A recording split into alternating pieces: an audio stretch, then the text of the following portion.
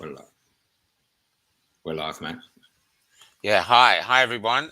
We've just got June Mills here in the studio, but she's having a bit of issues, so we're just trying to get her on now. So sorry for the delay. I'm just in things with her now, hopefully. Yeah, so Damien's going to do a little song now while we're waiting. Well, the shark has pearly teeth, dear, and he shows them pearly white. I didn't know you could sing as well. I can't. It's the only song I've got. It's a lie. It's the only song I've got. Anyone that knows me now is going, "Oh no, not that bloody tune again." Guy can do anything. So it's come through. So they've got everyone. Oh my God, it's got to go off. That's the Catherine Gorge in the background, if anyone's wondering. So that's apparently that's where a lot of the people just going to go to taken from. Mm-hmm.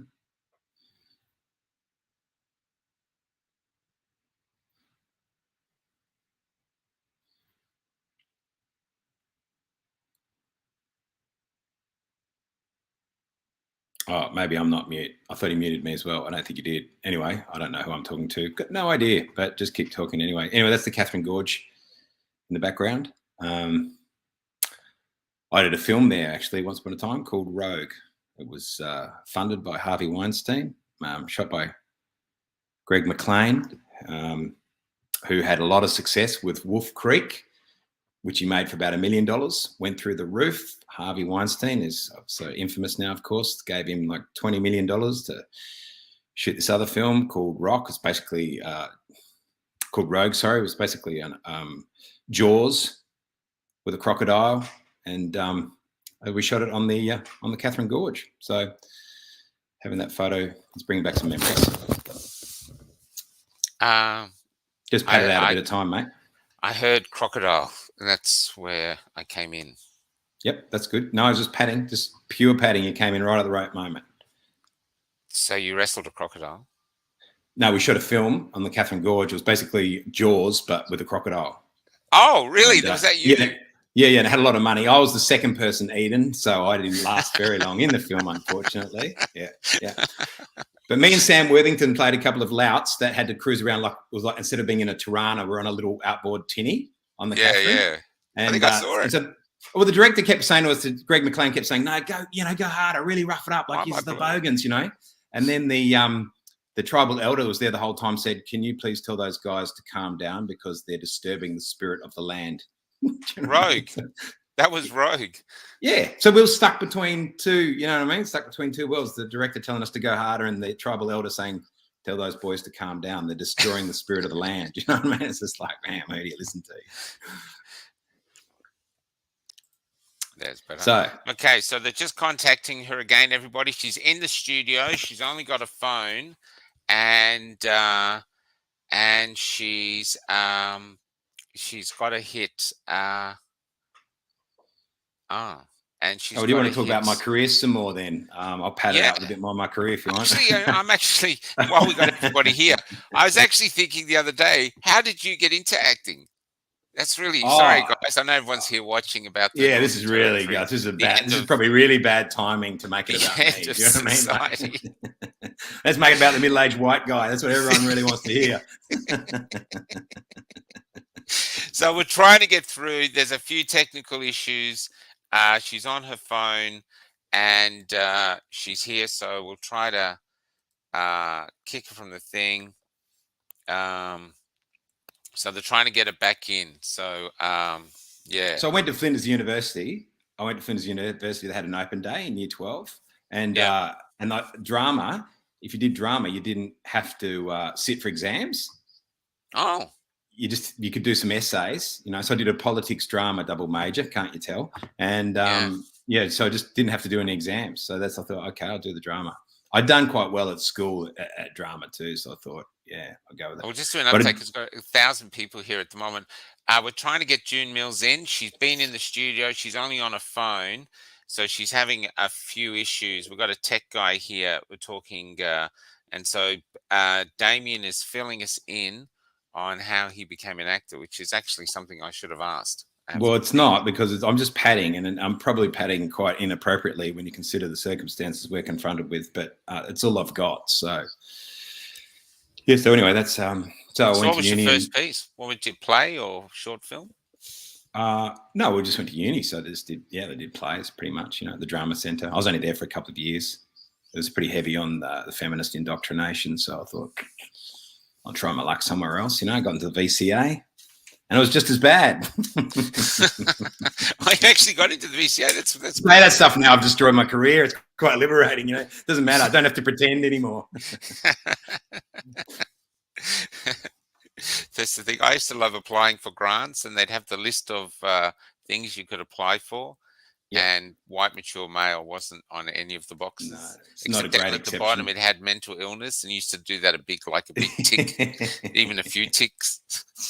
Yeah, you know, yeah, everybody's got it. All the actors are an artist. You know. Okay, so we're still talking to her.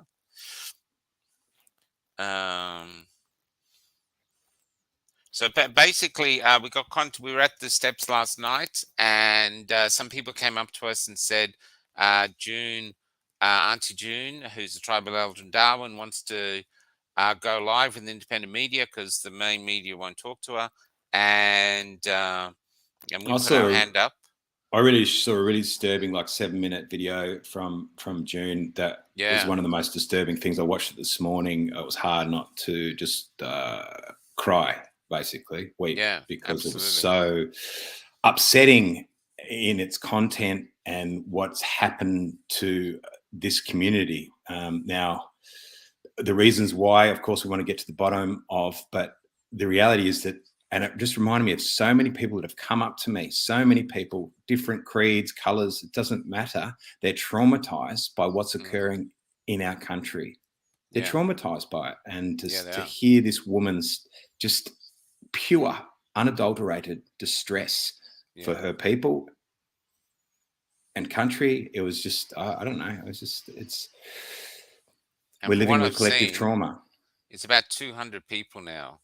Is the thing I got through. I think someone sent me something from the ABC.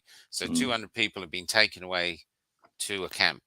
Yeah, they've been taken to Howard Springs Resilience Centre yesterday. They were bussed into Howard Springs Resilience Centre yesterday. Now, so obviously Michael Gunner's saying this is to protect this vulnerable community from this terrible virus. By putting them all together in a camp. Yeah. Well, this is it. Yeah. Are they COVID free, these people? Yeah. Because they never think this stuff out. So, or they're just clearly busing them in for a totally different reason, which is to destroy that community once and for all. You know, apparently there was 40 plus cases in Catherine. So this is Catherine behind me. Yeah. Okay. Here we go. Keep chatting. Yeah, so it's 40 plus cases, which was the excuse that Michael Gunner used to, say that he would protect the community by incarcerating them in the Resilience Centre. So, and now there's a lot of fear, obviously, in the greater Australian population that, the first that idea they'll come for the Indigenous people, then they'll come for the right-wing extremists, and then finally they come for you. And if we don't stand up now for communities in the Northern Territory, then there'll be no one there to stand up when they come for us. So, there's a lot of people saying too that it leaves us in no doubt as to what they are going to use the resilience centres for. Obviously, they're building one in Mickleham, which is in its first phase of development. It's supposed to be open by now, but I imagine it's not open yet, because as with all things government do, they never run according to their schedule that they set out, nor their budget, I might add. So I'd hate to think how much these incarceration centres are costing to build all over the country. They're being built everywhere. I know the one just outside of Brisbane is already completed. I've seen footage of that. It looks to me like a maximum security prison. It's got the double fencing and the cyclone wire on the top of it, and you can sort of see, basketball courts on the inside, etc.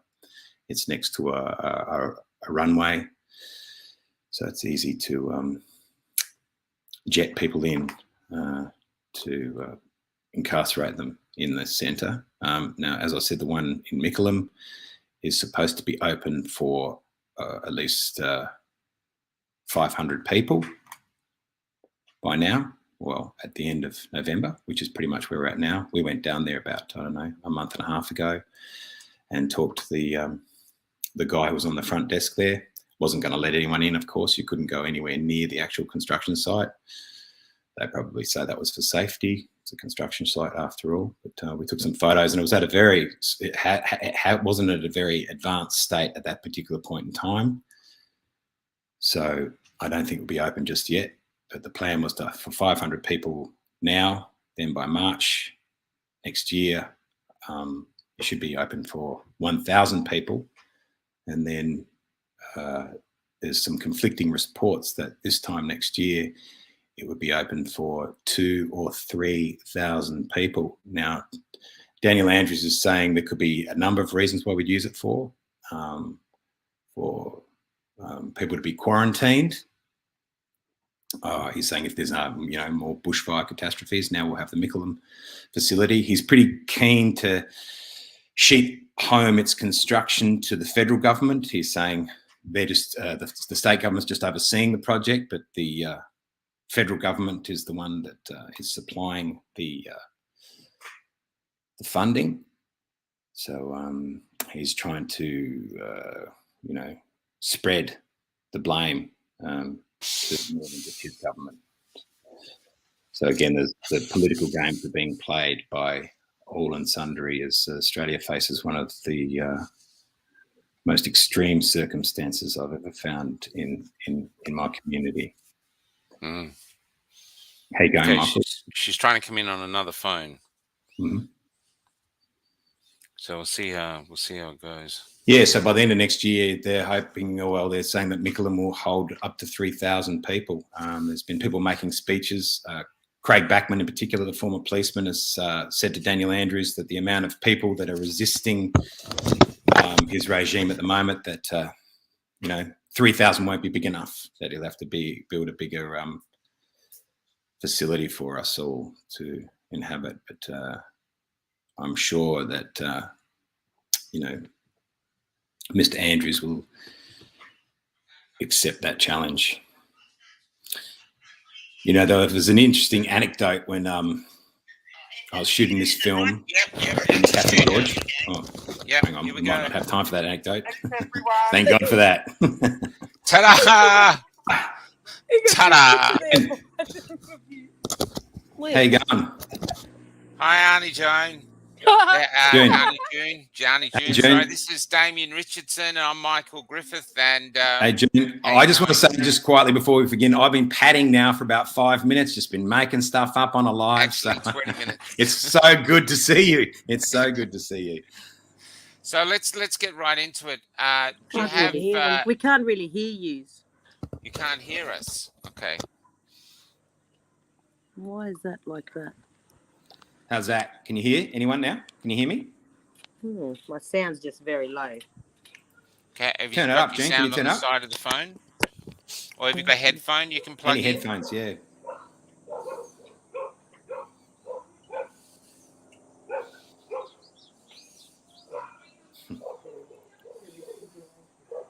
Sorry, I'm not sure.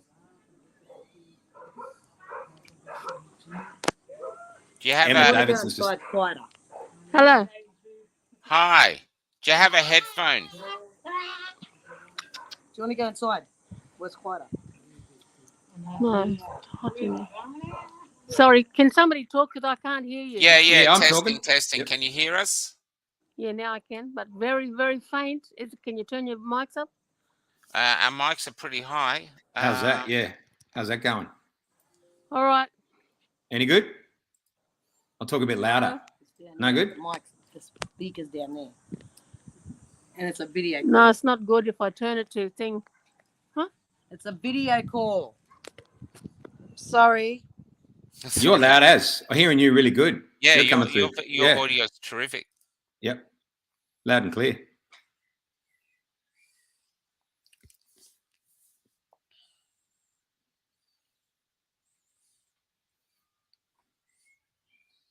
as usual, the Café Locked Out boys have excelled in their technical tech. prowess. But at least I had a story to cover with. And Emma was making a comment just before down there saying, "Oh well, you're lucky, Damien, you're off the hook." But don't worry, Emma, I had more stories coming. I just wasn't sure how hard to launch into it in case someone came on, So here we are. How are we going? I don't know why you are so quiet. I've tried to edit hear you. the sound. Is this like a live stream or something? Yeah, it's live Yeah, stream. we're live. Yeah. We're 15 minutes live. in. Yeah, we've been live for about 20 minutes. I've been making stuff up.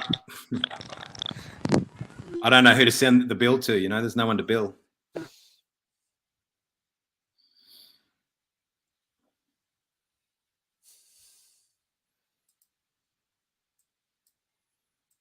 And we're going back to Damien. Back to my career. Anecdotes from my career. Do you have a headphone?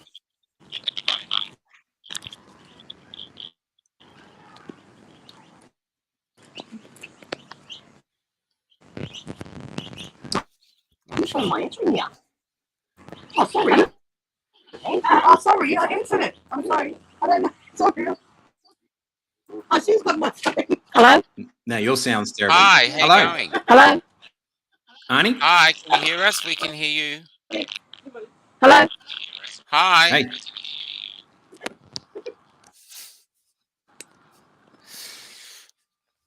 We've excelled ourselves today. I mean, we've done some beauties, but today we have really, really excelled ourselves. Great, we're 24 minutes in. And they're gone. And they're gone altogether.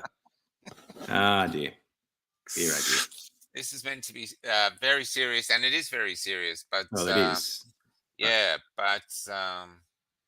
damn it. There's... yes, we have headphones here on our side. Yeah. Is June coming back in? Is she going to come back in? So, what's it like being eaten by a big CGI crocodile?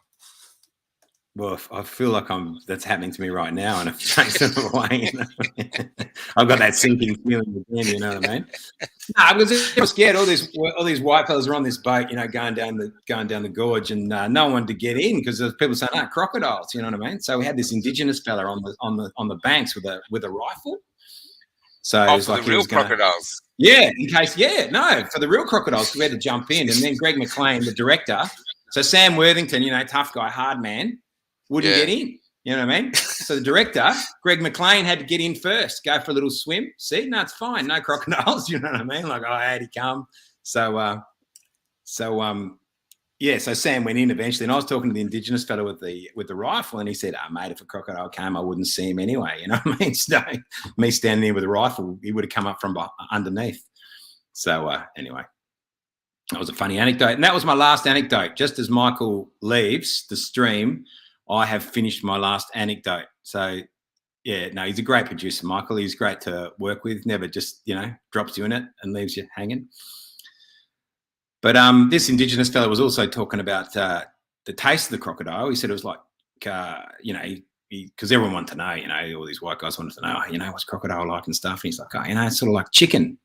And, I was saying to him, do you eat that? And he goes, nah, fuck that. Just easier eating a chicken than catching a crocodile. He had such a good sense of humour, which was really fun, and I guess the content of the conversation we're about to have is probably not going to be a humorous one. But, we were up there too. They had like little baby crocodiles in fish tanks, and the guy I was with, he was a former MMA fighter. Chris Chalmers, his name was. G'day, Chris. Shout out to Chris if you're watching, which you're probably not. And he used to put his finger up, and trying to get the crocodile would literally leap at him. Mate, I'm done. I'm done. You can't leave me here. I'm making stuff up. I'm making up stuff that never even happened now. You know what I mean? Hello, are you there? Hello? Okay, let's go. Can you hear that? Yeah. Can you hear that, Damien? Oh, it's sort of, yeah, enough, vaguely enough. Better than listen to myself just bang on. Yeah. Okay, speak away. This is a bit crazy. This is why we were going to do a test before. Hello? Yes. Hi, who am I speaking to? Is it Aunty? Aunty Joan Mills. Yeah, and do you have any? You did your video, which has gone viral around Australia. You've done your video, which has gone viral around Australia. Do you have any updates on what's happening to your people?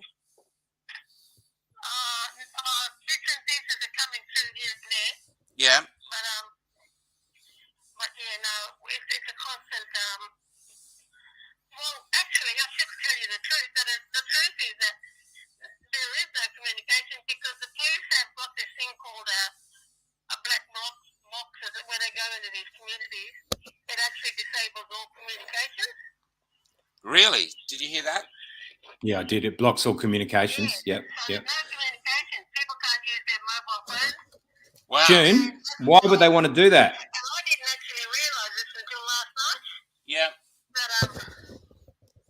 Why would they want to block all communication, June? Because we do use a lot of live video and a lot of live streaming and all sorts of stuff people do. That's one thing our people do have. They have a lot of social media and phones. Yeah. And I was wondering why they were so quiet and we weren't doing stuff. And then I find out last night that there's a thing called a black box that the police got, that when they go into community, that box is in operation and actually disables all communications. Oh my Lord. So I don't know if you can hear Damien, but I'll just put these back on. I'm just bringing you up to the phone, Auntie. So what they're saying is that the police go into the settlements and they have something that Auntie's saying is a black box which disables all communication. So, Auntie, why would they want to disable all communication? I don't know if you can hear me.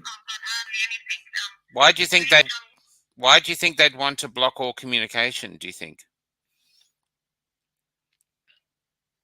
Well, so they can hide what's happening, eh? Yeah, I'd say so. I go live on Facebook all the time, and so it's got to be so that no one can ring anybody. Nobody can ring out. So, you know. And there's no. I've copped a little bit of criticism saying, you know, where's your evidence, June? You know, what you're saying is true, and you know, some people are being a bit critical, but I can't, and this is precisely why. Yeah. And you know, they're controlling the stuff that's getting in and out of communities. Well, if they had nothing to hide, It's really frightening. if they had nothing to hide, why would they censor everything? Exactly.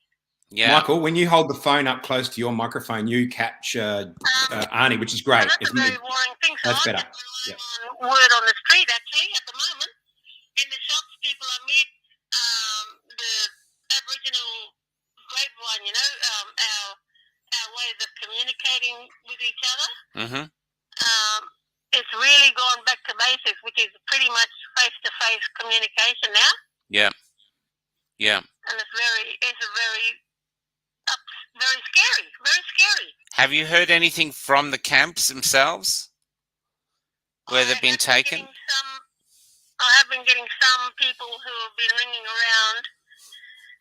Like I've got a friend in Catherine that's actually made some phone calls to different communities to see what's happening. Yeah. But it's coming back very, very slowly, you know, very slowly. Yeah. Yeah. Arnie, have you heard from the Binjari community? I noticed in your video you were saying you were concerned for the. Apart from actually getting in the car and driving out there and doing it on the spot, but again, see, I've never experienced that black box phenomena. Yeah. But I'm hearing that you can't even make a phone call. No. How long would it take you? What sort of distance are we talking? How long would it take you to drive to the Binjari community? Can you hear me? Yeah, he's asking how long it would take you to drive there. Is it about 4 or 5 hours? Oh, yeah. Certainly to Catherine would be 4 hours. Yeah. And then if I was to go further to Baronga and days, it could be another hour or two. Yeah. And then certainly further, it could be up to 9 hours up to Borroloola in all these places, all these remote areas. But yeah, they're not coming forth with what they're doing, eh? Wow. And I'm hearing, but again, I'm just hearing a lady rang me from down south to tell me that she was aware of them forcibly vaccinating children from 11 upwards 2 days ago. But again, I cannot confirm or verify anything because It's all hearsay. It's all hearsay at this stage. But Yeah. it's not to say that it's not true. Well, it's pretty strange if they're blacking out all information and shutting down all mobile phones. I mean, if there's a real danger from this virus, then why the need to black everything out? Yeah, well, I don't know, darling. I just go straight to the thing is that they don't want people to have a voice. They don't want somebody to ring Aunty Joan and say, Aunty Joan, blah, blah, blah, blah, blah. They don't want Aunty Joan to be able to, we can, this technology now, we can do video calls and all that and go live on Facebook and things like that, but they're disabling that service, yeah. Have you had the sorry, go ahead, Damien. I was just going to ask because I don't know if you can hear me, Aunty Joan, but I'll get Michael to pass it on. Yeah, I'm just wondering, what do you think of Michael Gunner's? He's suggesting that he's doing it to protect a sensitive community, a community that if the virus got into it would be very sensitive. Yeah, he said, what do you think of Michael Gunner, who's saying that he's doing this because the community is very vulnerable?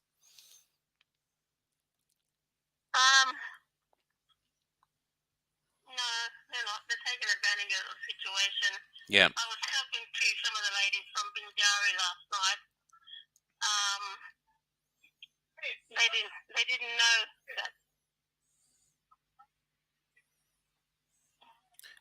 Can I ask, have you had the army there before doing this? Have you ever had the army coming into the camps before or the settlements? The army in when intervention was on. Yeah. Yeah. So it's replicating that. Yeah. Wow. And you haven't heard anything because I mean it's pretty common knowledge now that they've taken they've taken people away in trucks. I mean that would be very traumatic. And yeah. And so at the moment, because of the blackout, no one's heard from these people. Yes. Oh, well, that's terrible. Is there any footage of them forcibly vaccinating children? Intimidating and scary. Yeah, Damien's asking, have you seen any video footage of them forcibly vaccinating the children? No, well, that's what my whole call out was about, Yeah. So, yeah, when I put that call out, oh, Jesus, man. What's the community feeling at the moment? I mean, are you what's the community feeling at the moment? Are you up in arms? Are you concerned? I said, what's the community feeling at the moment? Are you very concerned that the same thing's going to happen to you? Well, it's a different set. I actually live in Darwin. Yeah. In the urban situation. So it's a very different situation.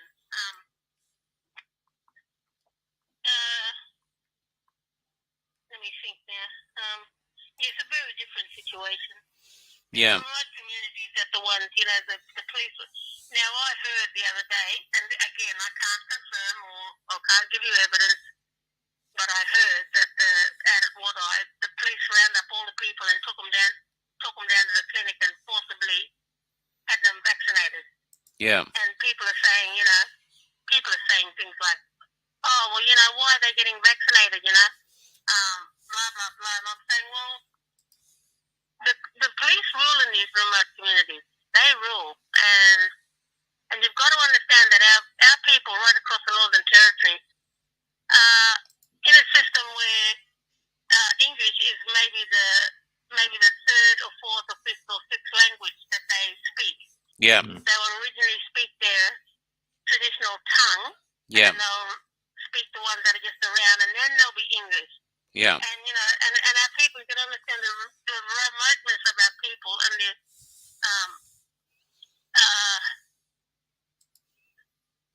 they're not educated. And now, I don't want to be offending anybody here, but, you know, Yeah. people are not as educated or don't have access to stuff like people in the city. They don't have access necessarily to libraries and other, you know, even if they don't have the communications, like me, sometimes I rely on the library to do my stuff. Yeah. But they don't necessarily have that. Yeah. Anything. So there's those kinds of problems, and pure language problems, transport problems. Now, the other thing that I'm really worried about now is that a lot of those communities that we're talking about, Binjari and Rockall and them ones, they're in around Catherine region. Yeah. And we've got Woolworths there, but I've heard that Woolworths is shut. But also I've heard that to go into Woolworths you have to be double jabbed. Oh, really? Vaccinated. To go into Woolworths? Yeah. Now this is a big, and I can't prove it. I don't have direct communications. I can't verify. However, you know, we've got a fair indication of where things are rolling out, right? Yeah. Now, with Woolworths being the only major food supplier, really, of the Yeah. region, and they're shut down, you know, I can't tell you what's happening out in the community. Can you go into Woolworths in Darwin if you're not double jabbed? I have it feeding the thumbs. I I'll can't ask. tell you without actually getting the car and going out there, Yeah. and then I'm faced with the prospect of, well, we have been in and out of lockdown for several weeks now. Yeah. Can you go into Woolworths in Darwin? Yes. Oh, so in Darwin you can. Okay. You know, are you suggesting people drive all the way to Darwin to access? No. I was just wondering if it was different in Darwin and different in Catherine. There's a We're talking about an urban city in Darwin. Yeah. We're talking about Catherine, which is a kind of a small township. Yeah. However, those remote countries access. Michael, ask you what generally speaking, what is the Indigenous community? How does it feel about the vaccine and the virus in general? Like, what's the feeling in the communities? Hence my video yesterday. Yeah. Well, Damien was. Transport, lockdown, you know, unlockdown, medical supplies. I mean, it'd be hard to enforce a lockdown in an isolated settlement, surely. You know. No way in the world. They just cordon everything off, roadblocks. The police run everything in the communities. Wow. They're in full control of people's movements, comings and goings, everything. Yeah. We call this a police state. We're over-policed. And how do the Indigenous feel about the vaccine? Do they want it, or is it like half and half, or what is the feeling about the vaccine? Well, I mean, really, you go from person to person, really, and that's rightfully the right way to go about it. Yeah. But I would think most people kind of think that that's what you have to do. Yeah. We're meant to do. This is what we have to do. But, you know, oh, yes, what I did forget to tell you was that this morning, so people were asking me questions yesterday about what I said yesterday. Yeah. Well, actually, today the NT News has got a full spread of what's happening and 100% vaccination. It's in the NT News on page 5. Okay. If you want to look at that, there's a big spread about the 100% community vaccinations and all that sort of stuff. Yeah. So, basically what I'm saying, where I couldn't say anything and prove anything yesterday, it's actually in the NT News today. Yeah, but if there's got 100% vaccination rates, why are they isolating people? Well, these are the questions, Mr. Gunner, eh? Yeah. You're doing a lot of things that don't add up. Yeah. There's a lot of things that don't make sense. There's a lot of things that are, to me, what do you call it? That are not really duty of care towards people. Yeah. Yeah. Has there been many corona deaths in the Indigenous community in the Northern Territory? Have you had many deaths with the Indigenous people from COVID? Yes, lots, and we don't know the true amount because they're not telling us. There's a blockout.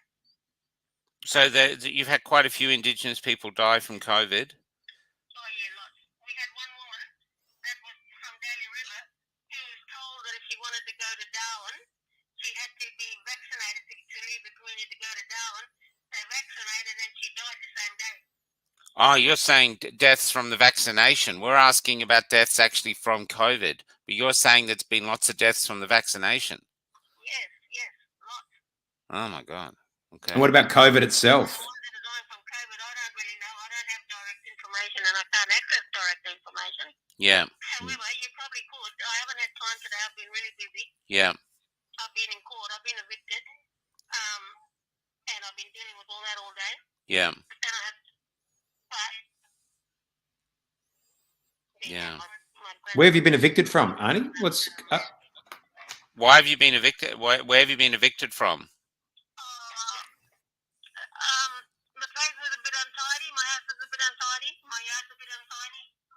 And I haven't been able to rectify the demands of housing in the amount of time that, they wanted me to Yeah. do all this work. And I've just been, you know what, I'm a busy woman. Yeah. Yeah. so? Where would you go if you got evicted? Where do you go then? Grandchildren. So where you go? Where have you gone? Are you going to live with your family? I don't know where I'm going. Well, I'm trying to get my belongings out of the house. Okay. That's my priority. Yeah. I Okay. don't know where I'm going. I'll probably be sleeping down the beach or sleeping in the car. I've got a car. I'll be sleeping in the car. That's horrendous. I don't have anywhere to go. I can't afford commercial rent. That's why I'm in low-income housing. Yeah. I don't have anywhere to go, darling. But if I can get my belongings out of that house or as much as I can, I'll be happy. Yeah. I won't be happy, but I'll be not totally destroyed. How many people in the community, Michael? I think this is an important question. I want to ask it once before. I'm 65 years old. They're letting me homeless at my age in the middle of a pandemic. I know. I've done nothing wrong except be messy. Yeah. There's cruelty everywhere. Just cruelty. Yeah. I don't owe rent. I don't do anything illegal. So you're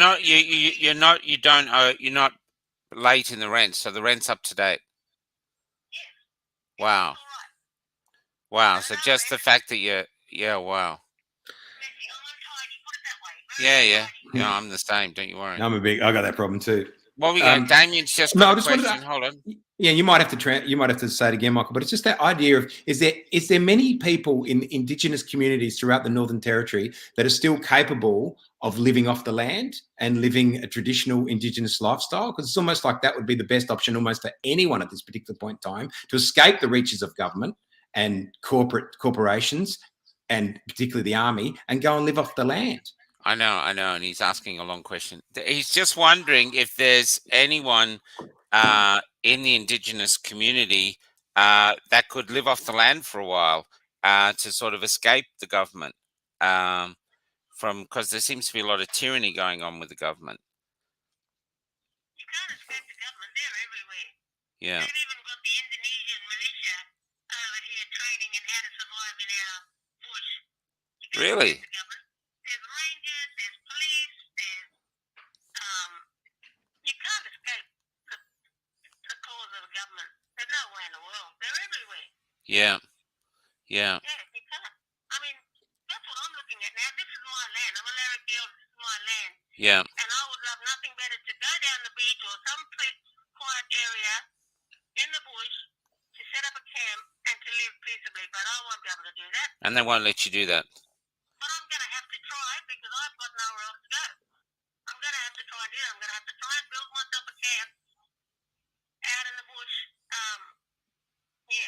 And is your husband? I have to do that because I have no alternative at this stage. I'm not going to go into a rented place ever again. Yeah. And what are the Indonesian military doing in Australia? What are the Indonesian military? She said that they're training how to survive in the Australian bush. So is that well? Why would they be training to survive in the Australian bush? Well, you've got to ask Yeah. Australian government that and the Indonesian. Yeah. You know. Yeah. I went out there and protested because I'm saying I'm not cool. As a Larrakia elder, I'm a law person. Yeah. You know, I carry the law for our people, Larrakia people, and for Indigenous people across the country. I'm a law holder, and I carry the law. Now, I'm saying as a law woman from this country that I'm not happy with the Australian Defence Forces empowering the Indonesian militia when they're having a brutal occupation of West Papua, and they're currently killing people in West unarmed civilians in West Papua are being killed at the hands of this militia, and you're bringing them here into my country to train them up. I'm Wow. not down with that. Yeah. I'm not happy with that, and I will tell people that. And I told them at Robertson Barracks, I screamed at them. Yeah. I'm not happy with you training up Indonesian militia in how to kick down. One of the things was kick down laws, which I find ludicrous. Because I tell you what, the ones that are experts at kicking down laws, certainly the Indonesian militia, Yeah. I'm not happy with them teaching them how to survive in my bush. And, Yeah. you know, what is the cultural appropriateness? You know, if you're going to be training other people from other countries to operate in my country, well, then there should be a little bit of a cultural protocol about it. They should be meeting with the Indigenous people of this country. They should be receiving more from them. They should be able to receiving cultural appropriateness. So you're not a part of that discussion at all, then? No, definitely not. Wow. Is there any footage of the Indonesian military in Australia? It would be great to see it. Between the Australian government or federal forces, or what do you call it? Yeah. The Australian Defence Forces, and Do you have any? Do you know if there's any video footage of the Indonesians?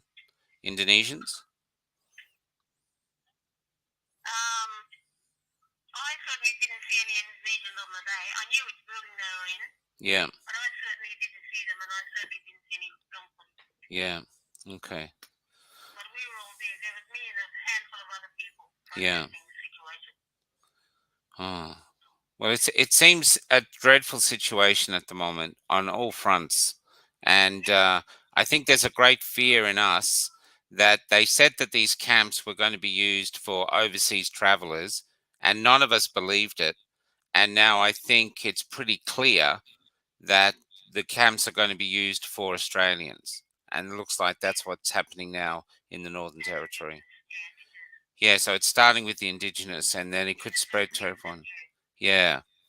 Yeah, it's very, very, very upsetting. Your video made me cry last night. It was Yeah, it's just, distressing. it was so distressing, Auntie. Yeah, it was. And all of Australia's the same. I've been sent it so many times. Everyone is very, very, very concerned. I'm sorry we couldn't get video footage up, but it's. Is it because I'm distressed? I think it's because they're distressed, and there's a people feeling that there's something really wrong going on in our country, and it's affecting all of us, and it's starting with the Indigenous, but it's I think it's on track to affect all of us, and so there's a lot of people very concerned. Because what they do to us, they will do to everybody. Yeah, that's correct. Yeah, that's the point. Yeah. Vulnerable in the community. Yeah, that's right. We're the most unprivileged, poverty-stricken, under-resourced, living beyond the third country, Yeah, I don't know what the wording is, but we're the worst, and least able to defend ourselves or to fight back or anything. We're just in the busyness of surviving just on a daily basis, just getting enough food for our children and our families, and enough petrol in the car to just get to the shops or whatever. yeah. So busy, preoccupied in the busyness of just surviving. You can't. Time for all these other niceties in life. Yeah, And where was I? yeah. And so they're coming for you, then, Yeah. and Scott Morrison has given it its blessing, which is outrageous. And it's all tied up to Michael Gunner saying that he's going to frack 55% of the territory. Frack 55% of the territory. That is just disgusting. What fracking is that? Yeah, fracking, Mm. destroying the ground to get the gas out. Mm. Yeah. Wow. Yeah. Yeah.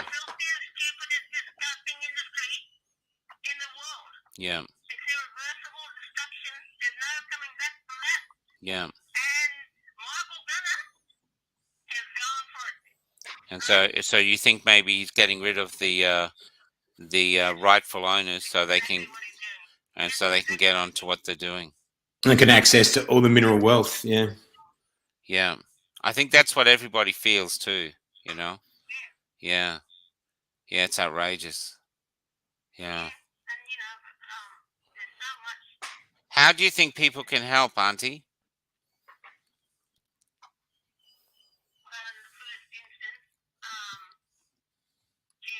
My story, what I got to say, and I'll be putting up more stories Great. and more information as I find it. Yeah. Share them. You know, the phone call. Since I put my phone number up, the phone has not stopped ringing. Yeah. And that's been a real lovely thing for me. Yeah. Because you can see I was pretty distraught. Yeah. Yeah. Yeah, you were. Yep. Yesterday. But I'll tell you what, the beautiful phone calls I've received from all over the world since in the last 24 hours has just really been lovely. Oh, that's and good. Heartwarming, and has really sent a very clear message, not only to me, because my sisters are here and my family and my grandchildren around me,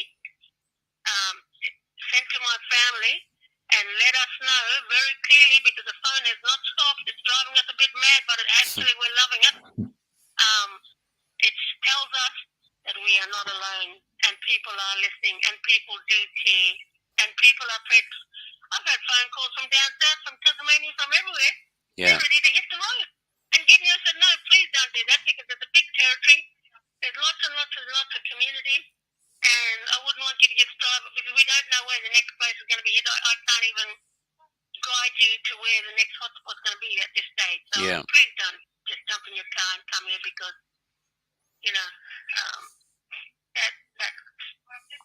I wouldn't like you to see, Yeah. to do that. Yeah. Well, I think you're doing the right thing. I think by sharing your videos, I think you're doing the right thing. And because your videos are going viral, believe me, everybody's sharing them.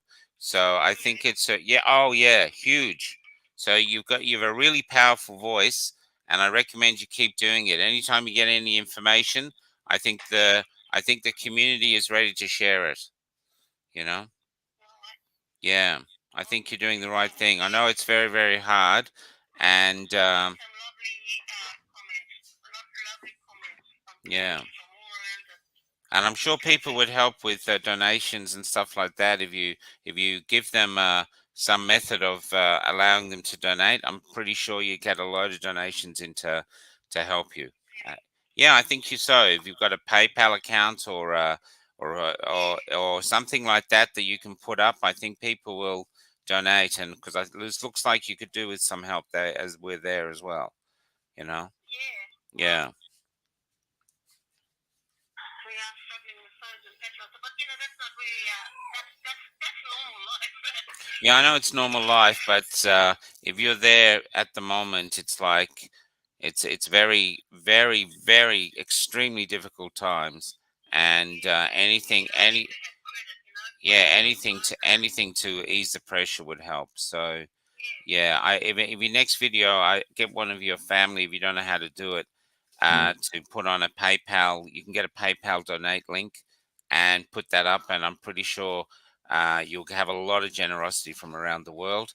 And the only other thing I can do is you're doing the right thing, and just have your people keep doing rants and share the news, because the media is lying to us like crazy. Everybody knows it. So That's why I asked everybody to ring me, yeah. Well, you probably have too many people. What's happening? Yeah. Yeah. It's crazy down here. We're in Victoria. It's crazy down here as well, you know. and it's crazy everywhere at the moment. The world's gone mad. Mm. You know. Yeah, it has. All right, you take care of yourself. Thanks so much for getting through. I'm Yeah, sorry thanks, I was Sonny. in trouble. Mm. No, it's all right. My friend says sorry too. So you take care of yourself, and hopefully we can do it again next time. We might get video and have a longer chat. No worries. Take care. See you. Cheers. Yeah, Michael, it's interesting, isn't it? Like, because to me, Michael Gunner in particularly has really become unhinged almost more than any other the leaders. I mean, he's not a premier, but he's a chief minister up there, and because he's saying stuff like, even if you've taken the jab, even if you decide because you're not being coerced, clearly no one's been coerced to take the jab, you come out against it, then you're an anti-vaxxer. It doesn't matter what you say, you're an anti-vaxxer. That's what an anti-vaxxer is, and we're not going to jabs. Or if if you've taken it and you say anything against it, or if you haven't taken it, that's fine because that's your choice, of course, because there's no coercion going on. But if you say anything against it, then you're an anti-vaxxer, as if that even means something. Like, why? Yeah. Since when has it become a crime? It is clearly a political crime now to be an anti-vaxxer. People have been anti-vaxxers ever since vaccines have been around. Well, the real crime now isn't anti-vaxxer. The real crime is to actually just stand up to the government. Well, to the narrative, that's right. Now he's enlisted the army. That's not the first time we've seen the army enlisted to the cause of rolling out. They've used it before, yeah. They've used it before, but they used it in Sydney as well. Remember, they used it in Sydney as well for this, vaccine rollout or whatever it is they do to enforce these corona measures. So, I mean, the reality is, and Aunty said it in her video like yesterday. She said, "Where's our army? Where's our army?" And the reality is, we don't have an army. But the reality is, whoever wins this conflict ultimately will be the person who can get control of the army. Because whenever there's a coup, like there's a coup and there's a counter revolution going on now as the revolution, it's whoever controls the military will ultimately be victorious. And maybe Ricardo Bossi, who's been in the military for a long time, maybe that's something he knows more about than we've even given him credit for. I don't know. I can only surmise, but yeah.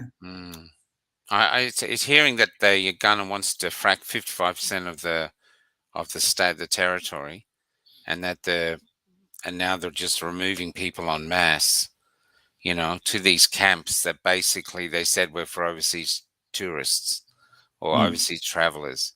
I mean, the lies are just falling down, and the truth are very, very worrying, because the access to mineral wealth, the access to mineral wealth, It's a long way from Whitlam and Albert Namatjira when they were celebrating, land rights, etc. And that's the same Labor. And this is all with Scott Morrison's blessing. Even the ABC is not hiding that. So it's all with with Scott Morrison's blessing, and he's just walking around going, "Oh, it's not mandatory. Everything. It's He just sits on the sidelines. He sits on the sidelines. It's a very strange time. And here now we've got the Herald Sun saying yesterday they're not ruling out mandating it from 5 to 11-year-olds. They're not ruling out mandating it. And so that's got everyone fired up. So the whole country is just on edge. And I think this is why so many people are interested in this. And the fact that she said that they got blackouts in all the community, so they're not getting any information out, that's really terrifying. It's the new Pfizer vaccine that's going to be rolled out. It's Bill Gates' vaccine, apparently. There's a new Pfizer one. And they're going to roll. That's the one they're talking about rolling out for the 5 to 12-year-olds. Yeah. And so this is the thing, so the Indigenous claim to the land is undeniable, because they have a cultural claim. And it is when especially when I was even in Catherine and you see those communities, it's undeniable that those people have been there for so long, and it centers who they actually are as a people, and so you can see if there's some globalist new order going on, that they need to remove those people, because that moral claim stands, because when you're looking at those people, you cannot deny that you're an alien in that landscape to some extent, and that's been long used to undermine the Western tradition in Australia for many, many years now. And now, we're all Aboriginals now in a way, aren't we? You know what I mean? Yeah, we are. And it's what's the other interesting thing is why I'm a bit shocked, is every day now, things that you never thought could possibly happen are happening every day. It's becoming the norm now to be astounded or baffled or just completely shocked by what's going on. It's not non-stop. Yeah. Okay, we've got the 2 doctors who were on last week coming back on tonight. They'll be on the private Facebook group, and I will see how we go. And but I'm still a bit in shock hearing this. And she's paid the rent, so the rent's paid, but she's messy, and now she's going to be living in a car. And so here's some woman that's got the whole country talking, an Aboriginal elder. And now she's going to be living in a car in the Northern Territory because the rents are too high, while her people are being spirited away to a camp in trucks driven by the army, rounded up by the army. That's where we are right now. For their health. For their health. Yeah. Later tonight, Damien and I, after the show, we were there at the steps of Parliament. If you want to come down for a chat, there's a lot of good stuff going on there. That it's actually a good place just to feel a bit sane for a while. So I took a friend down there last night. I think you met him, a guy called Michael, and he's suffered at the hands of the apartheid regime in South Africa, and it just reminded him of it. And see, he'd never been to the steps, or if he had, it was a while ago, whatever. But I talked to him. I said, "Mate, come down," because I chatted to him, and he sort of opened up at the difficulties he'd had with this mandatory vaccinations and stuff. And he was there till 1 o'clock in the morning. You could see the change that came over him because he was talking with like-minded people. It's like therapy. It's like therapy. Yeah. If you're feeling alone, if you're feeling you're going mad, it's a place to come and find some solace and just be with other people. It's really healthy. Really healthy. I really recommend it. All right. Well, I'll see you later tonight. Thanks, mate. Okay. Thanks. See ya. So sorry for the startup, but we all got to hear Damien's stories, which are all true and real. And we'll see you later tonight. You did a great job. See ya. I will talk later about that. Oh dear. And now I'm on my own again. He's just jumped out on me, and I'm still going. Anyway, so what happened was, right, we're in the cafe. See you guys. See you tonight.